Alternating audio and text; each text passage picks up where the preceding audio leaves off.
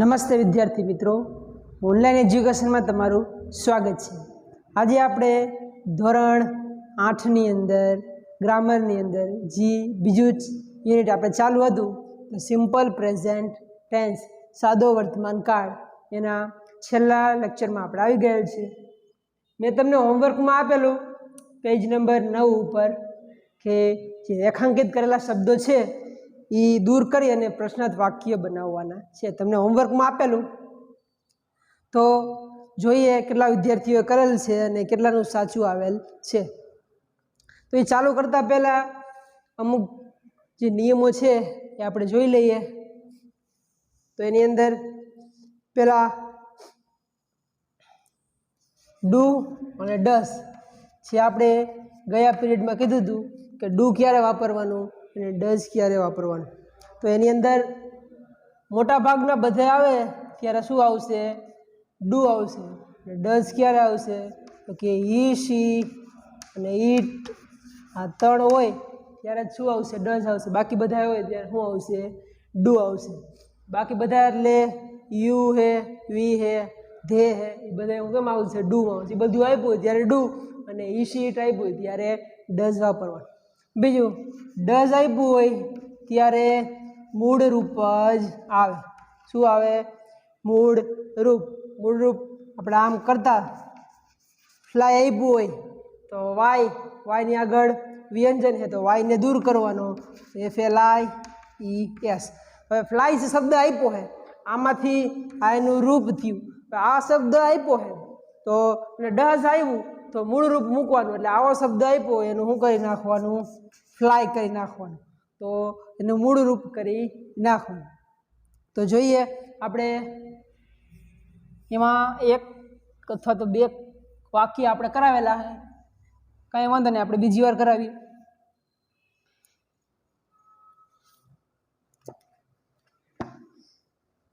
એમાં જ્યાં લીટી કરી એટલે રેખાંકિત કરેલ શબ્દ હોય એ શબ્દને દૂર કરો અને કયો પ્રશ્ન બને એ આપણે લખવાનું છે। તો એમાં પેલું તો કે અંશને દૂર કરો તો અંશ એટલે કોણ કરતા? તો કે હુ પોસ્ટ અ લેટર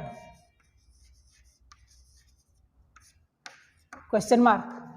તો કે કોણે આ પત્રને મોકલ્યો। પછી અ લેટર તો કે જે વસ્તુ છે કર્મ છે એને દૂર કરવાનું છે તો લેટર એટલે શું મોકલું? શું એટલે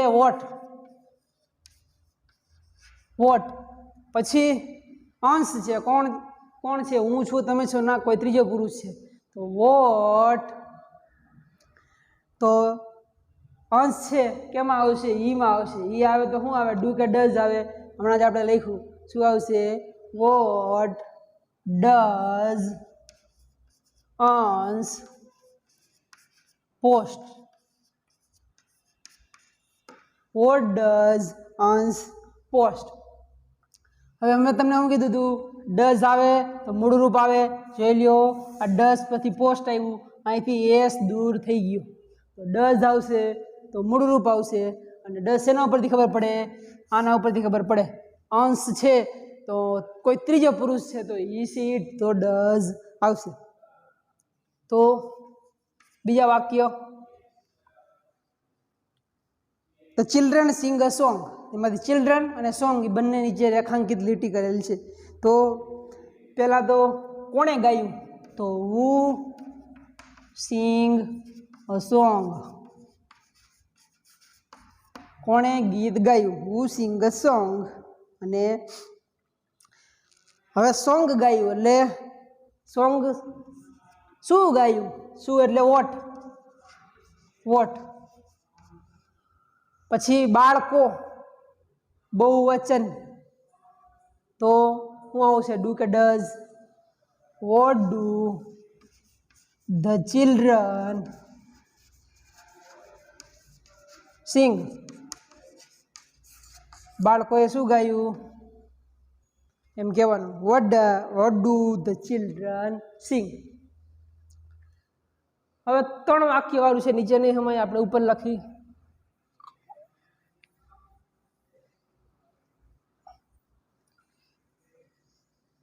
ચાલો સાથે સાથે દરેકે રફ બુકમાં લખતું જવાનું અને લખવામાં થોડીક ઝડપ રાખવાની. સમજાઈ જાય તરત લખી લેવું, ખોટો ટાઈમ પાસ કરવો નહીં. Father goes to the office at 9 AM. જો 3 લીટી આપી તો પહેલાં તો ફાધર, કોણ ઓફિસે જાય છે?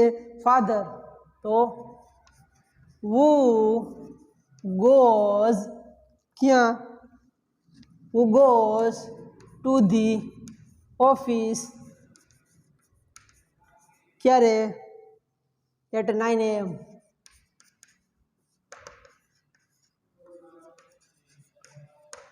At 9 AM. પછી પહેલો શબ્દ વયો ગયો ફાધર. હવે બીજો શબ્દ ઓફિસે. ક્યાં જાય છે? ઓફિસે. ક્યાં એટલે વેર. તો આપણે શું લઈશું? વેર. પછી પિતાજી, હું નથી, તમે નથી, કોઈ ત્રીજો પુરુષ, તો શું આવશે? વેર ડઝ ફાધર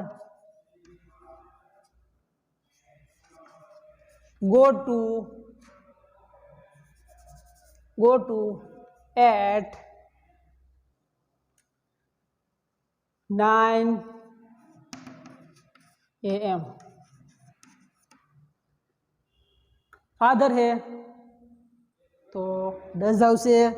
સાથે સાથે ગોઝનું શું થઈ ગયું? ગો થઈ ગયું. શું કીધું? ડઝ આવશે તો મૂળ રૂપ આવે ગો. યસ કાઢી નાખો. ક્યાં જાય છે? કે ઓફિસે જાય છે. તો અહીંયા ટુની પણ જરૂર નથી. Go at 9 AM. ક્યાં જાય છે? To the office. પછી 9 AM ઉપર આપેલ છે ક્યારે જાય છે? તો ક્યારે એટલે when. When does father go to the office. શું આવશે? When does father go to the office. When does father go to the office. અહીંયા પાછળ 9 AM નથી લખવાનું, કારણ કે આપણે સમય દર્શક જ વાક્ય બનાવવાનું છે. વેન એટલે ક્યારે, સમય દર્શાવે છે 9 વાગે. ચોથું વાક્ય,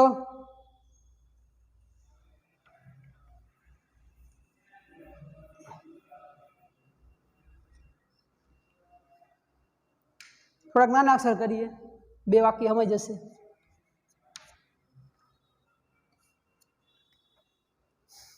શીલા puts the vase on the table. તો શીલાએ ફૂલદાની ટેબલ ઉપર મૂકી.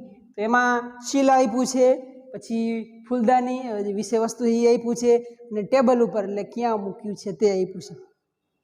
તો પેલા શીલાને દૂર કરીએ તો who puts, મૂકે હે કે the vase. vase ક્યાં? તો કે on the table.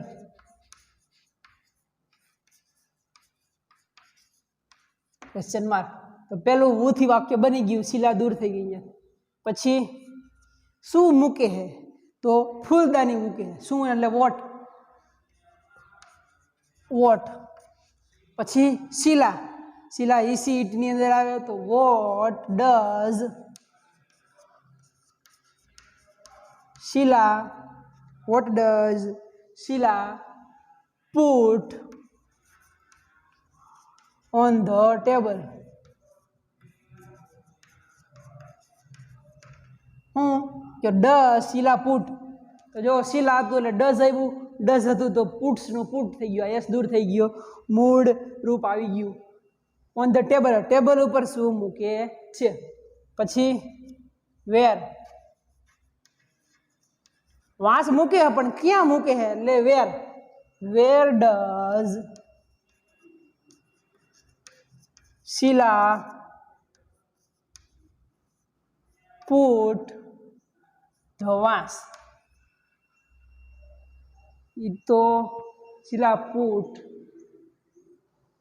where does the Sheela put the vase. બરાબર છે. ક્યાં મૂકે છે? તો કે ઓન ધ ટેબલ ઉપર મૂકે છે, એટલે ઓન ધ ટેબલ આવવું જોઈએ નહીં. where does Sheela put the vase. પાછળ જોઈએ, ઘણા બધા વાક્ય આપેલા છે, કાંઈ વાંધો નહીં, થોડી ઝડપ રાખીએ આપણે. પાંચમું, Meena and Geeta play chess. બે લીટી આપી છે તો બે જ વાક્ય બનશે. તો વુ પ્લે ચેસ.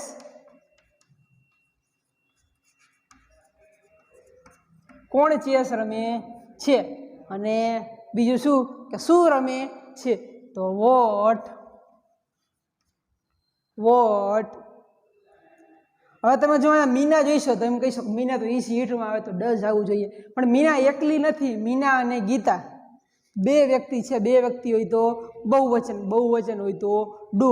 તો what do Meena and Geeta play. શું આવશે? What do Meena and Geeta play. અહીંયા જુઓ, નામનો પહેલો અક્ષર કેપિટલ આવે, એટલે કે ભૂલથી લખાઈ ગયો હોય તો પણ આપણે સુધારો કરવો પડે. નામનો પહેલો અક્ષર મીના એન્ડ ગીતા. છઠ્ઠામાં Rekha buys a new dress. તો એની અંદર પણ બે લીટી આપી છે તો બે જ વાક્ય બનશે. તો નવો ડ્રેસ કોણ ખરીદે છે? તો વુથી ચાલુ કરી. Who buys a new dress. Dress છે કે બહુવચન છે? ડ્રેસ જ છે. Who buy a new dress. હવે કે શું ખરીદી કરે છે? તો શું એટલે વોટ. કોણ? તો કે રેખા એક જ છે તો ઈ સીટમાં આવશે તો ડઝ આવશે. તો વોટ ડઝ રેખા બાય. હું કીધું તું ડઝ આવે તો મૂળરૂપ આવે, વાય પાસેથી એસ દૂર થઈ ગયો. તો what does the Rekha buy. એના પછી મોટું વાક્ય તો જોશે જગ્યા. સાતમી વાક્ય આપણે જોઈએ. સાતમું વાક્ય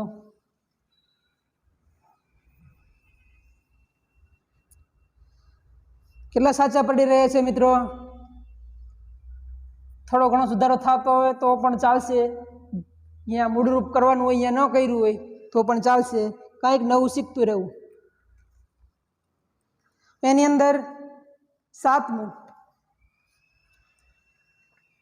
વી go to the library in the afternoon. તો કે અમે લાઇબ્રેરીની અંદર એટલે કે ગ્રંથાલયની અંદર બપોર પછી ગયા. તો ત્રણ લીટી આપી, ત્રણ વાક્ય બને. તો પેલા કોણ ગયું? તો વુ. વુ go to the library in the afternoon.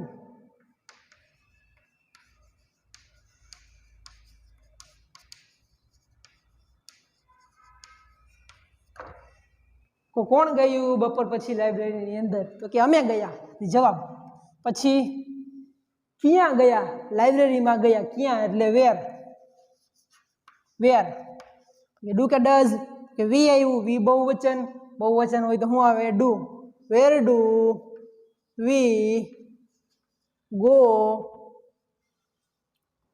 In the afternoon. શું કરવાનું? સ્થળ કાઢી નાખવાનું ક્યાં ગયા હતા એ, બાકી બધું એમને મૂકી દેવાનું. તો where do we go two in the afternoon. એના પછી જો ટુ એના ભેગો નથી તો ટુ મૂકી દો. અહીંયા ઉપર જોઈશો લીટીમાં, આમ લીટી આમ કરી છે તો ધ લાઇબ્રેરી આવું આપ્યું છે. આ ટુ બહાર આપેલો છે તો આપણે અહીંયા લખવો પડે ટુ.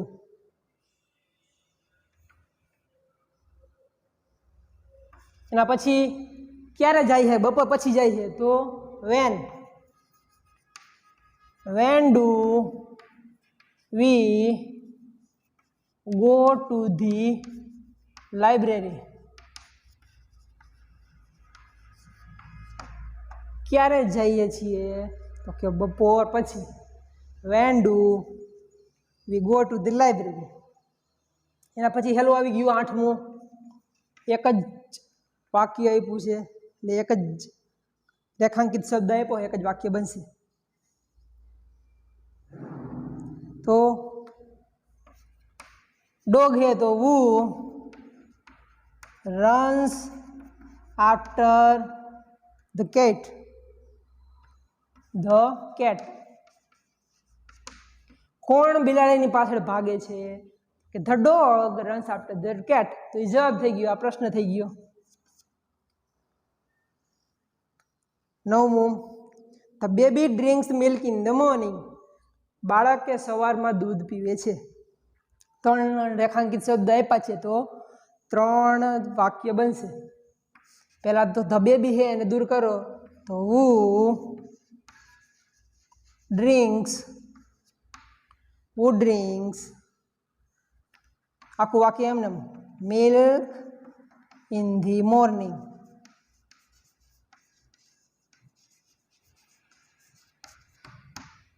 હું કે who drinks milk in the morning. એના પછી શું પીવે છે? દૂધ પીવે છે. તો વોટ. પછી શું આવ્યું? બાળક આવ્યું. તો બાળક એટલે હું નથી, તમે નથી, કોઈ ત્રીજો પુરુષ. તો શું આવશે? ડઝ. શું આવશે? ડઝ. તો what does the baby drink in the morning. What does the baby drink? કેમ આવ્યું? ડઝ હતું તો મૂળ રૂપે યસ નીકળી ગયો. Drink. What does the baby drink in the morning?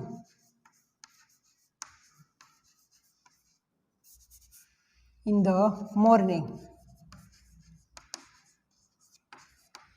the morning. સવારમાં દૂધ પીવે છે. ક્યારે દૂધ પીવે છે એવું બનાવવું હોય તો સવારમાં દૂધ પીવે છે. તો van does the baby drink milk? ક્યારે દૂધ પીવે છે? When does the baby drink milk? એના પછી 10મું 2 રેખાંકિત શબ્દ આપ્યા તો 2 વાક્ય બનશે. સાગર બ્રિંગ્સ 10 kites. જો અહીં થોડોક ચેન્જીસ છે, જોઈએ.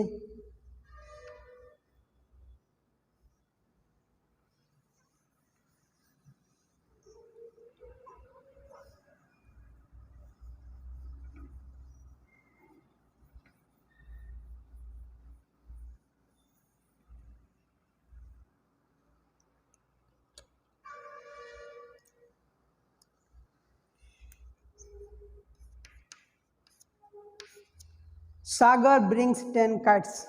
કોણ લાવે છે? કે who brings 10 kites. કોણ લાવે છે? તો આપણે સાગરને દૂર કરીને અને who મૂકી દેવાનો. પણ હવે જો ખરેખર જે વાક્ય બનાવવાનું આવ્યું, હવે 10ની નીચે આપ્યું છે તો 10 પતંગ લાવ્યા. તો અહીંયા એમ ન કહેવાય ક્યારે પતંગ લાવ્યા, એ ન આવે. તો વેર નો આવે. વેને ન આવે ક્યારે લાવ્યા અથવા તો ક્યાં લાવ્યા એવું પણ આવે નહીં. અહીંયા શું આવે? કેટલી પતંગ લાવ્યા. શું લાવ્યા? કેટલી પતંગ લાવ્યા અથવા કેટલા પતંગ લાવ્યા. તો એમાં 2 વસ્તુ, હાઉ મચ ને હાઉ મેની. આ 2 વસ્તુ તમે મારા ખ્યાલથી 7મા ધોરણની અંદર ભણી ગયા હશો અથવા તમે જાણકારી હશે. ન હોય તો હું થોડીક જાણકારી આપી દઉં. હાઉ મચ એટલે કેટલું અને હાઉ મેની એટલે કેટલા. જ્યારે હાઉ મેની ક્યારે વપરાય તો કે ગણી શકાય હોય ને તેવી વસ્તુ માટે, અને આ ગણી ન શકાય,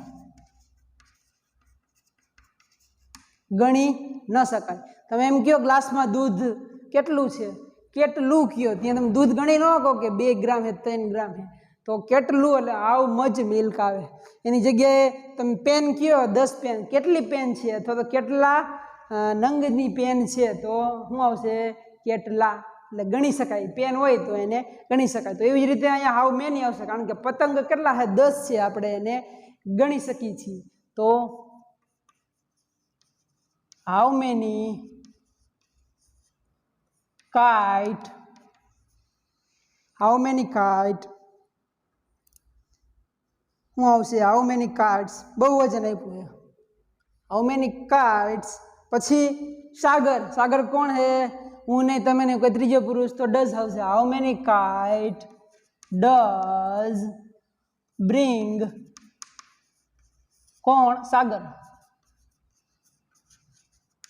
જો બ્રિંગ્સનો એસ દૂર થઈ ગયો કારણ કે ડઝ આવ્યું એટલા માટે. તો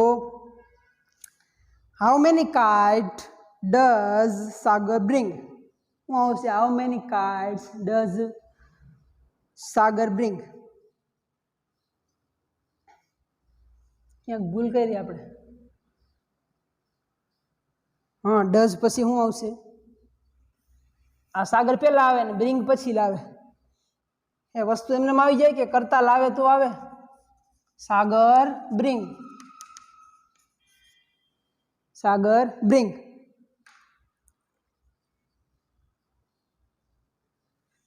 હાઉ મચ અને હાઉ મેની ખબર પડી ગઈ, ગણી શકાય કે ન ગણી શકાય.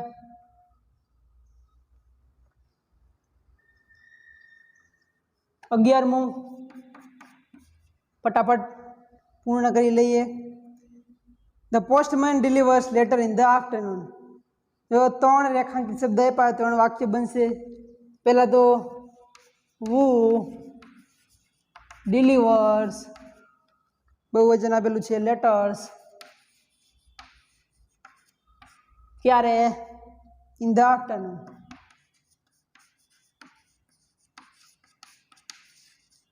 In the afternoon. પછી લેટર એટલે શું ડિલિવર કરે છે, તો વોટ પોસ્ટમેન, એટલે હું નહીં તમે નહીં કોઈ ત્રીજો પુરુષ, તો વોટ ડઝ ધ પોસ્ટમેન, તો છે ને the postman, vote does the postman deliver. જો અહીંયા ડઝ આવ્યું તો શું આવશે ડિલિવર, યસ કાઢી નાખવાનું. ડિલિવર ક્યારે, ઓકે ઇન ધ આફ્ટરનૂન, શું આવશે in the afternoon. Vote does the postman deliver in the afternoon. એના પછી ધ આફ્ટરનૂન ક્યારે ડિલિવર કરે છે, ક્યારે એટલે સમય દર્શક, તો when, when does the postman deliver, પણ શું ડિલિવર કે શું આવે લેટર્સ, શું આવશે લેટર્સ. જો અહીંયા તો બહુવચન રાખવાનું છે, પત્રો છે એ ડિલિવર કરે છે, પણ જે કાર્ય કરે ક્રિયાપદ છે ડિલિવરીનું, અહીંયા જ શું આવશે તો કે અહીંયાથી જ બહુવચન વાળું દૂર થશે, એસ દૂર થશે. અહીંયા તો એસ રહેશે. પત્રો થોડા એક પત્ર થઈ જાય, તમે પ્રશ્ન જ બનાવો તો એક પત્ર થોડો થઈ જાય, વધારે પત્રો હોય તો જે ક્રિયા કરનારું પદ હોય આ ક્રિયા કરે છે કે ડિલિવરીની ક્રિયા કરે, તો આમાંથી જ એસ દૂર થશે, આમાંથી દૂર થશે નહીં. તો 11માના 3 થઈ ગયા. અને 12માનું જોઈએ, છેલ્લું વાક્ય છે.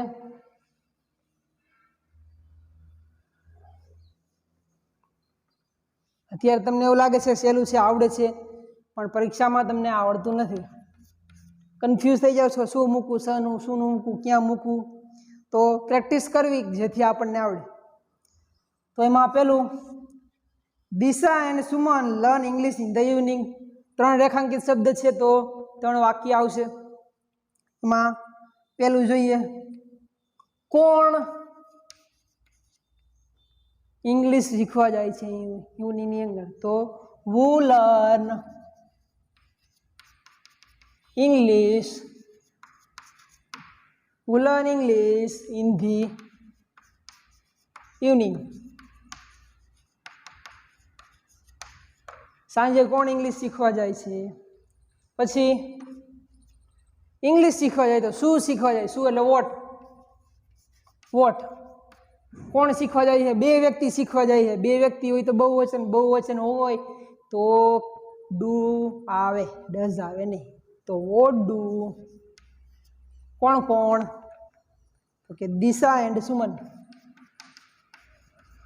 દિશા એન્ડ સુમન શું કરવા જાય છે? લર્ન. તો લર્ન એક જ વચન છે, મૂળરૂપ છે, એનું કાંઈ થાય નહીં. તો what do Disha and Suman learn in the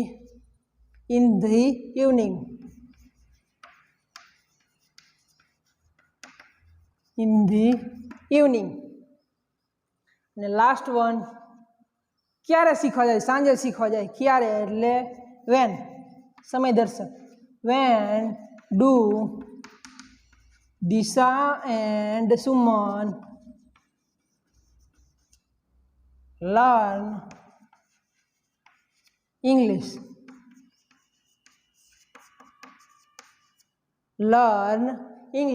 in the evening લખવાનું નથી, કારણ કે આપણે સમય દર્શાવવાનો છે. તો આપણે ગ્રામરની અંદર બીજું યુનિટ પૂરું કરેલ છે. હવે અમુક વિદ્યાર્થીઓને આમાં તકલીફ પડતી હશે, તો ક્યારે સાહેબ આમાં ઇંગ્લિશ ન લીધું ને આમાં ઇંગ્લિશ લીધું, તો ખબર પડતી નથી કે પાછળ વાક્ય શું લખવું. એના માટે એક ઉદાહરણથી હું તમને સમજાવી દઉં ફટાફટ. આપણે જે વાક્ય કર્યા એમાંથી જ એક ઉદાહરણ લઈ લો. નાનું ઉદાહરણ લઈએ આપણે. ધ ડોગ,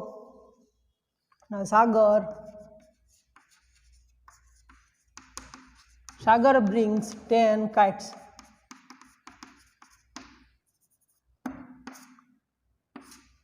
હવે જ્યાં સાગરની વાત થતી હોય તો સાગરને લેવાનું નથી, બાકીનું લખી નાખવાનું એમને. એવી જ રીતે જ્યાં 10ની વાત થતી હોય તો 10ને નહીં લેવાનું, બાકીનું બધું એમને લખી નાખવાનું. તો આવી રીતે આપણે ટૂંકમાં યાદ રાખવાનું કે ભૂલથી 10 ન લેવાનું તમે લઈ નાખો તો વાક્ય ખોટું પડે. જે શબ્દ નથી લેવાનો આપણે તો એના સિવાયનું લખવાનું, આ શબ્દ નથી લેવાનો તો એના સિવાયનું લખવાનું આવે. આગળ વોટ વેન જે આવતો હોય એ નિયમ પ્રમાણે મૂકવાનું, બાકી બધું વાક્ય એમને. તો આ સાથે આપણે યુનિટ 2 પૂરું. આવતા વિડીયોમાં આપણે પાઠ્યપુસ્તકના યુનિટ 1માંથી આપણે કોઈક પાઠ ચલાવશું. ત્યાં સુધી તમારે આની પ્રેક્ટિસ કરતી રહેવાની. તો યુનિટ 1 અને 2 ગ્રામરની અંદર તમારે પ્રેક્ટિસ કરવાની અને દરેક વ્યક્તિને આવડી જવું જોઈએ. ત્યાં સુધી નમસ્તે.